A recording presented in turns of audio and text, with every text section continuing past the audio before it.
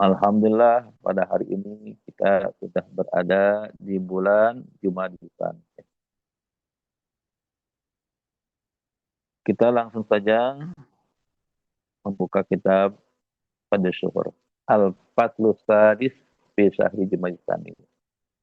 Pasal yang ke-6 di dalam menerangkan bulan Jumadisan.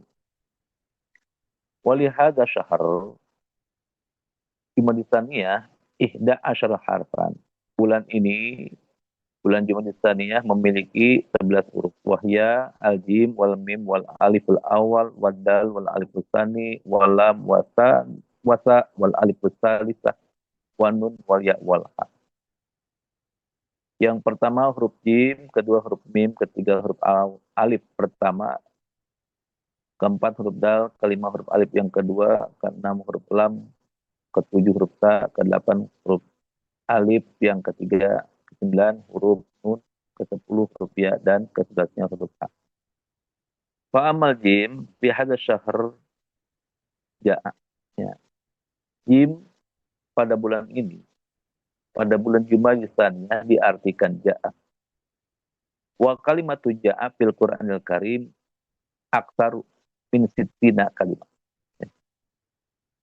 Kalimat ja'a pada di dalam Al-Qur'anul Karim ini lebih banyak daripada 60 kali. Wal maksud bihadil kalimah bihadil kitab arba'atu kalimat. Tapi yang dimaksudkan di dalam kitab Fadhisyur ini yang dibahas cuma ada 4 kalimat ja'a. Awal ha fil ajal. Jadi ja'a yang pertama dimaknakan oleh diri kita adalah ajal. Jadi dimanakan sebagai ajal.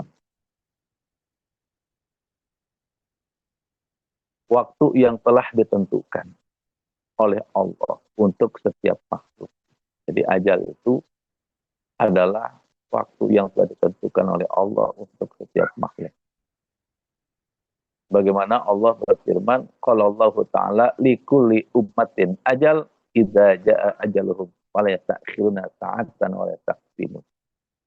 Setiap umat mempunyai ajal, waktu yang telah ditentukan. Apabila telah datang, maka ajal mereka, ajal kita semuanya, maka tidak dapat menunda-nunda. Sesaat pun dan tidak pula dapat mendahulukan. Jadi maksudnya, setiap umat atau bangsa memiliki waktu yang telah ditentukan oleh Allah. Dan ketika waktu itu telah tiba, maka tidak ada yang dapat menunda-nunda atau mendahulukan. Pasti setiap makhluk akan mengalami kematian. Dan waktu itu tidak dapat diubah. Kematian tidak mengenal jenis kelamin. Laki-laki, perempuan, ataupun manusia jadi-jadian. Kadang jadi laki-laki, kadang jadi perempuan. Jadi kematian ini tidak memiliki syarat. Syaratnya mati itu harus sakit dulu atau tua dulu. Tidak. Jadi tidak ada syarat. Harus sakit atau harus tua dulu. Tidak mengenal tempat. Matinya di jalan, di rumah, di warung, di pasar, atau di masjid. Tidak. Di rumah sakit, enggak. Jadi dimanapun ketika waktunya datang, maka dia datang tanpa bisa dimajuin atau dimundurin. Nggak bisa ditawar-menawar, nggak bisa. Nggak bisa ditawar-tawar lagi. Kematian itu kalau sudah datang, ya datang. Nah, ini yang harus kita waspadai terhadap diri kita. Ya, sebab jasad kita ini hanya sebagai kontrakan yang tentunya ruh kita akan meninggalkan jasad kita. Ya. Pagi hari atau malam hari kita masih bisa bercengkrama, bertemu dengan dia. Ya. Siangnya atau sorenya atau malam harinya kita sudah tidak bertemu lagi. Nah, inilah ajal apabila telah datang. Jadi tidak bisa ditawar-tawar. Puasa niha. Yang kedua, fil ajal. Ya. Jadi yang kedua kalimat ja'a fil ajal edon dijelaskan oleh pengertian guru agung kita. Ya. Ja'a yang kedua juga ajal. Bagaimana Allah berfirman, inna ajalallah idza ja'a la yu'akharu law kuntum ta'lamun. Dalam surat Nuh ayat 4. Jadi sesungguhnya ajalnya Allah nih, ya, yaitu malaikat Azrail apabila datang tidak bisa ditawar, tidak bisa ditunda-tunda. Lau kuntum ta'lamun, kalau kita mengetahui. Jadi kita harus memiliki persiapan ya, untuk menghadapi hari akhir. Dan hari akhir itu, kata Abah, kita tidak tahu besok kita masih hidup atau tidak. Jadi hari akhir itu adalah hari ini, karena kita tidak mengetahui besok kita masih hidup atau tidak. Oleh karena itu, maka berbuatlah dengan perbuatan yang baik, bersyukurlah dengan apa yang kita terima pada hari ini. Nah, ini dia. Jadi maksudnya, jika waktu kematian yang telah ditentukan oleh Allah telah tiba, maka tidak ada yang dapat menunda-nunda atau mengubahnya. Ajal Allah adalah suatu kepastian dan tidak dapat dihindari. Kata al-ajal di ayat ini jadi memiliki makna yang sama ya, dengan sebelumnya, yaitu waktu yang telah ditentukan oleh Allah untuk setiap makhluk. Yang ketiga, wasali Tuhan. Makna ja'a yang ketiga. Man khasyar rahman bil ghaib. Ini yang ketiga, makna ja'a adalah orang yang takut kepada Allah. Ya, yang rahman. Dalam keadaan tidak terlihat oleh manusia. Jadi man khasyar rahman bil ghaib, orang yang takut kepada Allah yang maha rahman. Allahnya yang maha rahman itu tidak diketahui.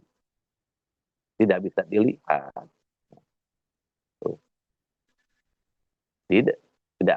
Tidak terlihat Allah. Siapa orang yang datang kepada Allah yang maha rahman tidak terlihat itu? Orang-orang yang memiliki iman dan takwa yang kuat sehingga mereka selalu berhati-hati dan takut, khasyah kepada Allah dalam setiap tindakan dan perilaku mereka, di mana saja, kapan saja, meskipun tidak ada orang lain yang lihat. Ini man khasyar rahman bil ghaib, orang yang bertakwa. Ya, takwa itu adalah la ilaha illallah. Ya, ini takwa itu adalah la ilaha illallah.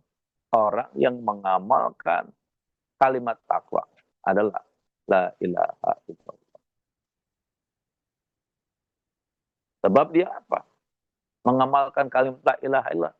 Dia orang yang percaya, dia orang yang beriman.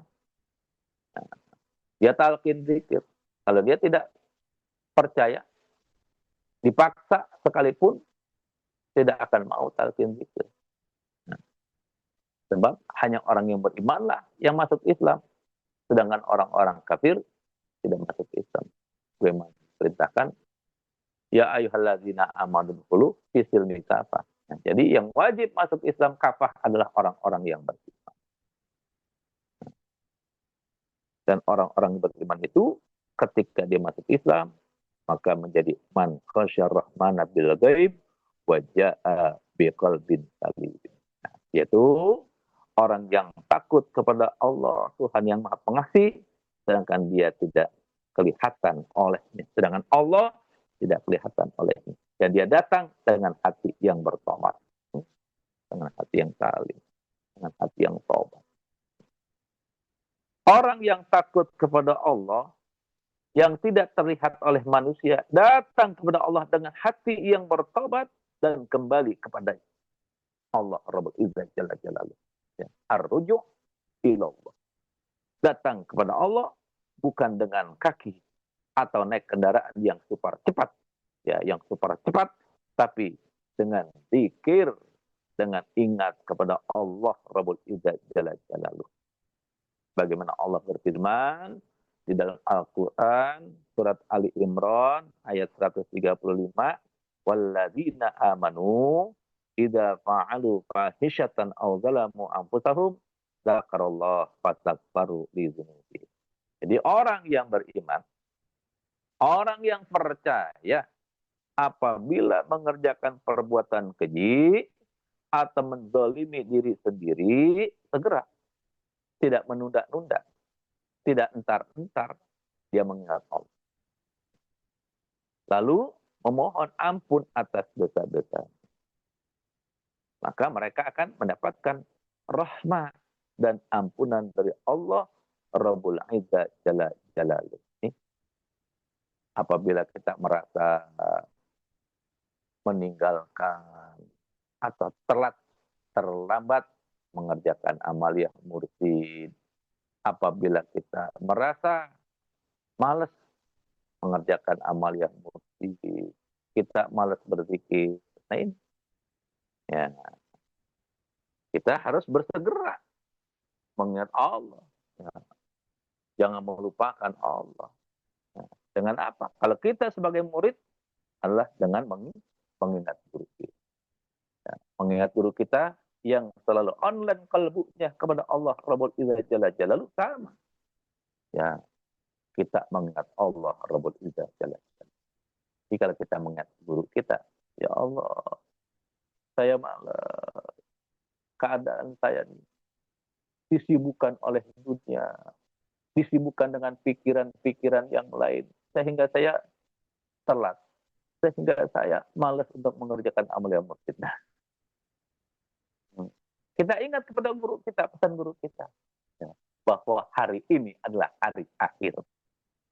Maksudnya, ya, hari ini adalah hari akhir, berbuatlah kebaikan, mumpung masih diberikan kesempatan hidup. Gitu. Warabi'ah. Ya. Ya, yang keempat. Si Ibrahim alaihi salatu wassalam, ya, di dalam masalah, ya, ini contoh datangnya Nabi Ibrahim alaihissalam. Fi qaulihi ta'ala wa inna min syi'atihi la Ibrahim idza ja'a rabbahu biqalbin salim. Jadi huruf yang keempat ini adalah salah satu contoh orang yang datang kepada Allah, maksudnya Nabi Ibrahim. Nah, sebagaimana yang terdapat dalam firman Allah dalam surat As-Saffat. Nah, jadi wa inna min syi'atihi la Ibrahim idza ja'a rabbahu biqalbin salim. Dan sungguh Ibrahim termasuk golongan Nabi. Ketika dia datang kepada Tuhannya dengan hati yang jadi ja'a. Ini di sini memiliki makna bahwa Nabi Ibrahim alaihi salatu wassalam datang kepada Allah dengan hati yang bersih dan selamat. Yaitu hati yang tidak memiliki sifat syirik, sifat kufur, dan dosa-dosa lainnya. Masya Allah. Biqalbin salim. Jadi yang keempat ini, yang keempat ini ya, mencontohkan kepada kita tentang orang yang datang kepada Allah dengan hati yang salim, hati yang selamat, selamat dari sifat-sifat buruk seperti syirik, kufur, ya, dan lain-lain. Dilanjutkan oleh pengarang guru agung kita, fi ayatainil mazkurataini bayyanallahu lana annal ajal ja'a alaina fujiatan. Dua ayat yang disebutkan di atas oleh Allah menjelaskan kepada kita bahwa ajal waktu yang telah ditentukan oleh Allah akan datang kepada kita secara tiba-tiba. Pujaan. Maksudnya Allah telah menjelaskan di dalam Al-Quran bahwa ajal atau waktu yang telah ditentukan untuk setiap makhluk akan datang secara tiba-tiba tanpa ada peringatan atau tanda-tanda sebelum. Orang mati itu nggak perlu sakit dulu. Jadi tanda kematian seseorang itu nggak ditandai dengan kematian dengan kesakitan dulu. Ya, oh dia mati karena sakit, bukan. Oh dia mati karena kecelakaan, bukan. Ah dia mati karena depresi, bukan. Jadi sakit, kecelakaan, depresi dan selain itu bukan tanda kematian seseorang.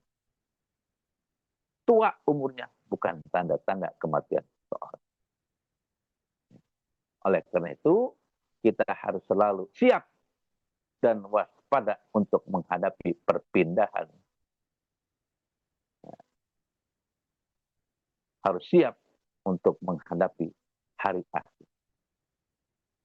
Caranya bagaimana? Ya caranya dengan hablum minallah wa hablum minannas. Berzikir dan mensyukuri apa yang ada. Walidzalika arsalallahu Ibrahim alaihi salatu wassalam marrataini uswatun hasanah lil muslimin ayli ummati Muhammadin sallallahu alaihi wasallam yattabi'u millata.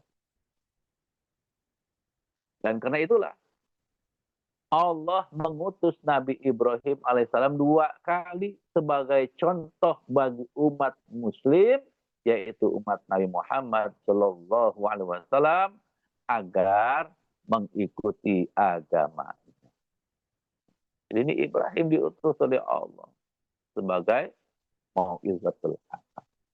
Allah mengutus Nabi Ibrahim alaihissalam 2 kali, ya marrotaini di sini, ya marrotain walidzalika arsallahu Ibrahim alaihissalatu wassalam marrotaini, maksudnya 2 kali. Marrotain itu artinya 2 kali. Maksudnya sebagai apa? Nabi dan Rasul kepada umatnya, ya, umatnya Nabi Ibrahim, dan juga sebagai contoh yang baik sebagai uswatun hasanah bagi umat muslim, yaitu umat Nabi Muhammad sallallahu alaihi wasallam, agar mereka dapat mengikuti agamanya dan menelusuri jejak Nabi Ibrahim alaihissalam adalah sebagai contoh yang baik dalam hal iman dan hal ketakwaan dan ketaatannya kepada Allah. Sehingga kita harus mengikuti jejaknya dan menelusuri jalan yang telah dia tempuh. Sebab Nabi Ibrahim adalah sebagai bapaknya para nabi. Kalau Allah Ta'ala qad kanat lakum uswatun hasanah fi Ibrahim walladzina ma'ah. Sesungguhnya telah ada suri tauladan, contoh yang baik, ya, bagi kamu pada Nabi Ibrahim dan orang-orang yang bersama dengan dia. Nabi Ibrahim alaihissalam dan orang-orang yang bersama dengan dia, yaitu para pengikutnya yang setia, adalah contoh yang baik bagi kita umat muslim, umat baginda Muhammad sallallahu alaihi wasallam, yaitu contoh dalam hal iman, dalam hal ketakwaan dan ketaatan kepada Allah. Karena mereka menunjukkan bagaimana cara hidup yang benar, bagaimana cara menghadapi tantangan dan cobaan dengan sabar dan tawakal kepada Allah Rabbul Izzah Jalla Jalaluhu. Fa inna kunna nattabi'u millatahu wa kana uswatul lana wajabat mutabi'atuhu lama amrallahu bil hanif lahu alaihi salatu wassalam wa ja'a rabbu biqalbin salim fakunna kama kana wajibna rabbuna biqulubina salimah la biarjulina, la biarjulina bi annaha la tusilna ilallah wala sabila lana linna wasala illahi subhanahu wa ta'ala illa biqulubina wala tasilu qulubuna illahi bi mudawamatil dzikr. Jadi jika kita mengikuti agama Nabi Ibrahim dan dia menjadi contoh bagi kita, maka kita harus mengikuti apa yang diperintahkan oleh Allah kepadanya, yaitu menjadi hanif, orang yang lurus kepada Allah. Tidak ada yang lurus kepada Allah kecuali dengan zikir. Dan Nabi Ibrahim datang kepada Allah dengan hati yang bersih. Tidak ada hati yang bersih kecuali dengan zikir. Sebab alat untuk membersih hati adalah zikir. Maka kita ya juga mesti seperti itu. Dan kita datang kepada Allah dengan hati yang bersih, bukan dengan kaki kita. Karena kata apa? Ya, kaki tidak dapat membawa kita kepada Allah. Dan tidak ada jalan bagi kita untuk sampai kepada Allah kecuali dengan hati yang bersih, bukan hanya dengan perbuatan lahiriah. Dan hati kita tidak dapat sampai kepada Allah kecuali dengan terus-menerus mengingat Allah. Seperti apa yang dikatakan oleh Rasulullah Sallallahu Alaihi Wasallam, ya, khairu dinukum adwamuha wa in qala. Jadi sebaik-baik agamamu adalah penting dikerjakan secara terus-menerus meskipun sedikit. Ya. Jadi maksudnya amal ibadah yang paling utama adalah yang dilakukan secara kontinu dan terus-menerus meskipun jumlahnya sedikit. Semampunya kita kerjakan amal yang murni. Nah, ini menunjukkan bahwa kualitas ibadah lebih penting daripada kuantitasnya dan bahwa kita harus selalu berusaha untuk melakukan ibadah secara konsisten dan terus-menerus, bukan hanya melakukan ibadah ya getolnya, ya zikir yang banyak, amaliyah rajin cuma sekali doang kan. Jadi kita kerjakan ya harus dengan kontinu, terus-menerus kita kerjakan apa yang telah diajarkan, apa yang telah diberikan oleh guru kita, ya ini kita kerjakan. Sebagaimana Nabi Ibrahim mengerjakan amalan-amalan dan Allah Rabbul Izzat Jalla. Berkah segalanya, semuanya, selamanya. Al-Fatihah.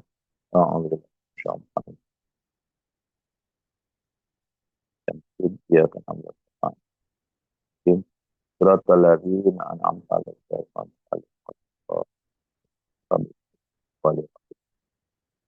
Wassalamualaikum warahmatullahi